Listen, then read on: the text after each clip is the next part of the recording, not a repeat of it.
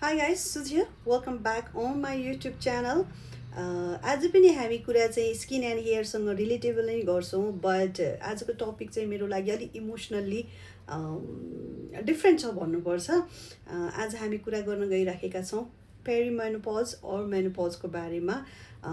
पेरिमेनोपज र मेनोपज को कन्डिसनमा हुनुहुन्छ या तपाईँ त्यो फेजमा हुनुहुन्छ भने यसले तपाईँको मानसिक शारीरिक हेयर एन्ड स्किन मा चाहिँ कस्तो इम्प्याक्ट पार्छ, तपाईँले यसलाई कसरी ह्यान्डल गर्न सक्नुहुन्छ भनेर आजको यो भिडियोमा हामी डिटेलमा कुरा गर्नेछौँ। सो तपाईँ पेरिमेनोपज और मेनोपज सँग रिलेटेबल केही इन्क्वायरिजहरू छ या तपाईँलाई केही क्युरियोसिटी छ भने चाहिँ यो भिडियो अन्तिमसम्म हेर्नुहोला। सो पेरिमेनोपज और मेनोपज भनेको चाहिँ तपाईँको पिरियड रोकिने सिन्ड्रोम्स 5 इयर अगाडिदेखि या 2-3 वर्ष अगाडिदेखिलाई पेरिमेनोपज भनिन्छ भने अर्को चाहिँ तपाईँको पिरियड कम्प्लिट रोकिसकेपछि तपाईँको यो ओभुलेसन स्टप भइसकेपछिको फेजलाई चाहिँ मेनोपज भनिन्छ। यो टपिक मैले किन चुज गरेको भन्दा myself I am a clinical nutritionist and aesthetics.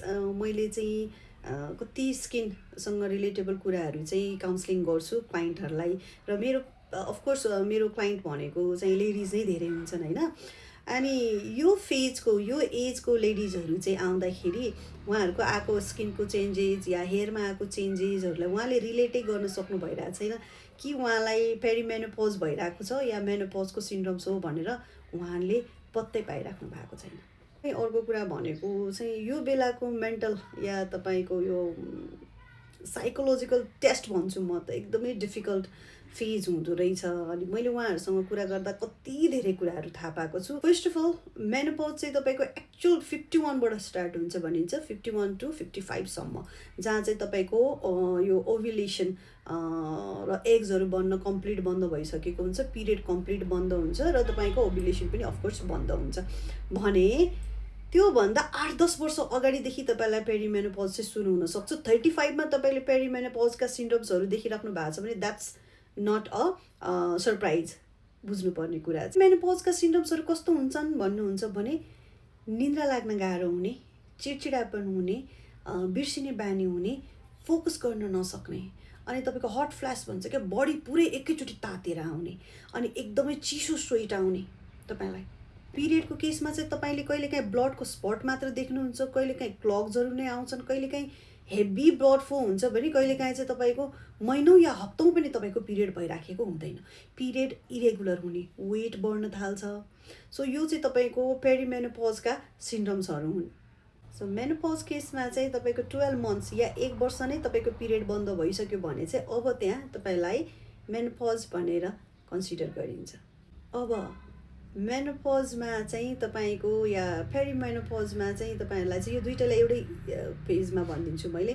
कस्तो कस्तो चाहिँ स्किन एन्ड हेयरको प्रब्लमहरू देख्नुहुन्छ भन्दा स्किन एकदमै ड्राई हुने है, अनि तपाईँको एज स्पट्सहरू देखिन थाल्छन्।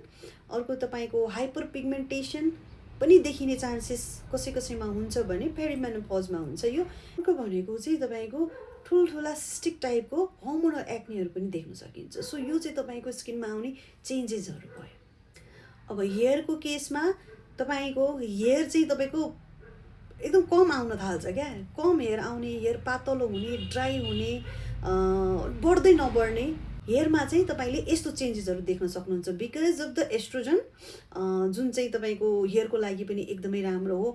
एस्ट्रोजन चाहिँ कम्प्लिटली ड्रप हुन जान्छ, प्रोजेस्टेरोन पनि ड्रप हुन जान्छ भनेपछि तपाईँको हेयर चाहिँ ग्रोथ हुने र न्यू ग्रोथ हुने चान्सेस चाहिँ एकदमै कम हुन्छ। यसको कारणले तपाईँले हेयर थिनिङ सुरु गर्नुहुन्छ। मेरोमा कतिजना आउनुहुन्छ hair care set by Suju या hair oils by Suju use गर्दा म 55 को भएँ, म 51 को भएँ, मेरो पिरियड रोकिसक्यो, मेरो कपाल आउँछ भन्नुहुन्छ।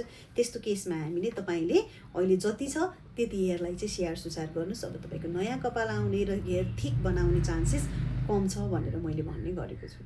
स्किनको केसमा चाहिँ तपाईँको स्किन ड्राई हुन्छ, हाइड्रेसन एकदमै कम हुने, या तपाईँको सेल्सहरू चाहिँ तपाईँको हेल्दी नहुने, लिम्फेटिक फ्लुइडहरू पनि त्यति धेरै मुभ नहुने भएर होला यो तपाईँको स्किन एकदमै ड्राई हुन्छ, स्वेटी हुन जान्छ, एज स्पट्सहरू देख्न थाल्छन्। अर्को तपाईँको चाहिँ एजिङ रिङ्कल देखिन थाल्छ भने तपाईँको बोन स्ट्रक्चर पनि यो मेनोपज सम्ममा, पेरिमेनोपज र मेनोपज सम्ममा तपाईँको बोन स्ट्रक्चरहरू पनि, बोन डेन्सिटी कम भएर होला, तपाईँको फेसको सेफै अर्को लाग्न थाल्छ क्या। लाइक तपाईँको पहिला यङ एजमा कस्तो हुन्छ अरे भने स्किन चाहिँ भी सेप हुन्छ अरे क्या। लाइक तपाईँको चिन सार्प हुने र माथि चाहिँ तपाईँको यो फोरहेड लाइन भी सेप हुन्छ अरे भने पछिको केसमा चाहिँ यो तपाईँको उल्टो हुन जान्छ। ओल्ड हुँदै जाँदा चाहिँ त्यो ठ्याक्कै उल्टो हुन्छ। तपाईँको यो ज लाइन चाहिँ एक्सप्यान्ड हुँदै जान्छ भने यो चाहिँ तपाईँको न्यारो हुँदै जान्छ। यो चाहिँ हामीले एस्थेटिक्समा पढेको। सो यो पनि देखिन सक्छ। अर्को एजिङ त भइहाल्यो, एज स्पट्स भइहाल्यो, स्यागी स्किनहरू हुन्छ, नेक रिङ्कल्स हुन्छ होइन, स्किन ड्राई हुने, यो सबै तपाईँको सिम्टम्सहरू भयो। सो अर्को एकदमै मलाई गर्नु मन लागेको कुरा भनेको यसले मेन्टल, फिजिकल, हेयर, स्किन सबैमा चाहिँ इम्प्याक्ट पार्ने भएकोले पनि मलाई यो भन्नु मन लागेको, गर्नु मन लागेको यो कुरा। आफूले आफूलाई एक्सेप्ट गर्न गाह्रो हुने क्या। गाह्रो इन अ सेन्स के भने म बुढी भएर भन्ने फिल हुन्छ एउटा कुरा। तपाईँमा आउने त्यो चिडचिडापन, बिर्सिने बानी, काममा फोकस गर्न नसक्नु होइन, साना साना कुरामा रिस उठ्ने because of the hormones and everything. Of course आफैले जन्माएका बच्चाहरूले पनि आफ्नो कुरा सुनिराखेको हुँदैन। मैले जन्माएको बच्चाले मेरो कुरा सुन्दैन भन्ने हुन्छ। तपाईँले हस्बेन्डलाई हेर्नुहुन्छ, फ्यामिली हेर्नुहुन्छ, उनीहरूमा आएको चेन्जेस केही लाग्दैन, आफूमा कति धेरै चेन्ज आयो जस्तो लाग्छ। अनि यो एज स्पट्सहरू, कपाल पातलो भएर जाने, हस्बेन्ड जस्ताको त्यस्तै जस्तै हुनुहुन्छ, ममा किन यति छिटो चाहिँ बुढापन आयो जस्तो फिल हुने क्या। आफूले आफूलाई स्किन हेरिन्छ, हेयर हेरिन्छ होइन, स्किनका दागहरू, एजिङ स्पट्स, तपाईँको सेतो कपाल, कपाल थिन भएको, आफ्नो स्किन झोलिएको या तपाईँको चाहिँ लुज भएको देख्दाखेरि म कस्तो थिएँ, कस्तो भएँ भनेर जुन यो ट्रान्जेक्सन फेज हुन्छ नि, यङबाट तपाईँको ओल्डको ट्रान्जेक्सन फेज हो क्या पेरिमेनोपज और मेनोपज भनेको। यसलाई चाहिँ एक्सेप्ट गर्न एकदमै गाह्रो र यसले तपाईँको मेन्टल हेल्थमा एकदमै इम्प्याक्ट पारेको मैले पाएको छु। सो यो मेन्टल इफेक्ट भयो। मेन्टल्ली पनि एकदमै स्ट्रगल गर्नुपर्ने रहेछ, इमोसनल्ली पनि स्ट्रगल गर्नुपर्ने रहेछ है।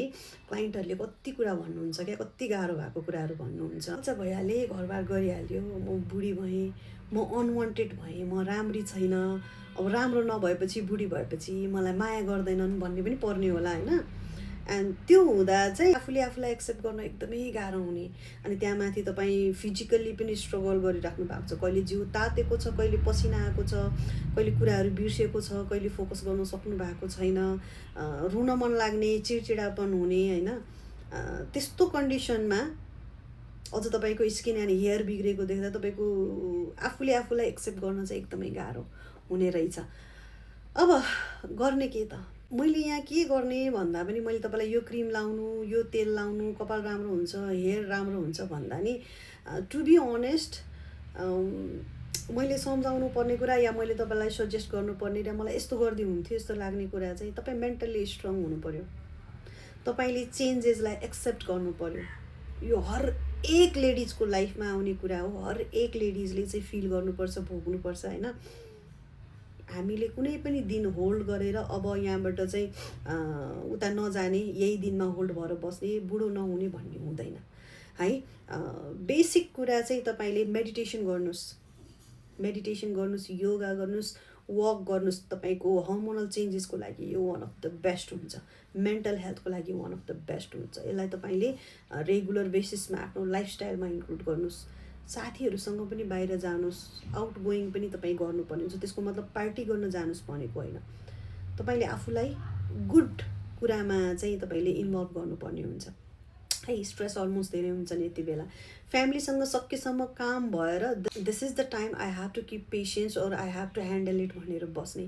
फ्यामिलीका मेम्बरहरूले पनि अब मेनोपज आउन लाग्छ, पिरियड रोकिन लाग्छ भन्दा पनि एज वाइज मान्छेको नेचर चेन्ज हुन्छ होइन। कति कुरा भोग्दै आएको हुन्छ, अहिले कति कुरा जेनेरेसन अनुसार मिल्दैन। वी हेभ टु अन्डरस्ट्यान्ड भनेर बुझ्नुपर्छ जस्तो लाग्छ। खानेकुरामा एकदम ध्यान दिनुहोस्, स्मोकिङ, ड्रिङ्किङ या तपाईँले अरू जङ्क फुडहरू भन्दा पनि प्रोमोग्रेनेट, अनार, तपाईँले चाहिँ सागसब्जीहरू, गेडागुडीहरू, broccoli, natural source of the भाइटामिन्सहरू, तपाईँले एकदम लिन प्रोटिन एकदमै ध्यान दिनुपर्छ तपाईँले, किनभने मसल्स लस पनि हुने एकदमै धेरै टाइम यही नै हो। हेयरको लागि के गर्ने भन्नुहुन्छ त्यहाँसम्म त्यति धेरै सोच्नु पर्दैन। राम्रो देखिए सबै राम्रो हुन्छ होइन। तपाईँको पहिला मेन्टल र फिजिकल राम्रो भयो भने तपाईँको हेयर एन्ड स्किन इम्प्रुभ हुन्छ नै, त्यसमा हामी छँदैछौँ।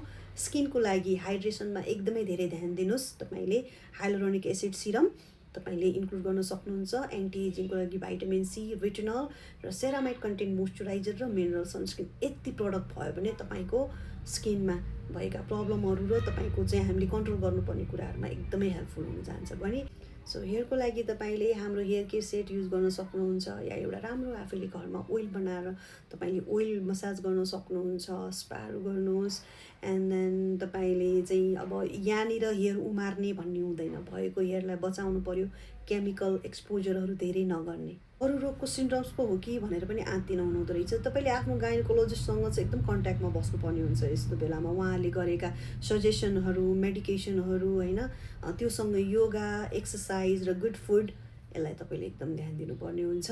सो मेरो सजेसन, पेरिमेनोपज और menopause it's a very normal thing, जहाँ तपाईँको टिन एजमा पनि यस्तो एउटा टाइम आउँछ जस्तो लाग्छ, एकदम चिडचिडा हुने पिरियड हुने टाइममा।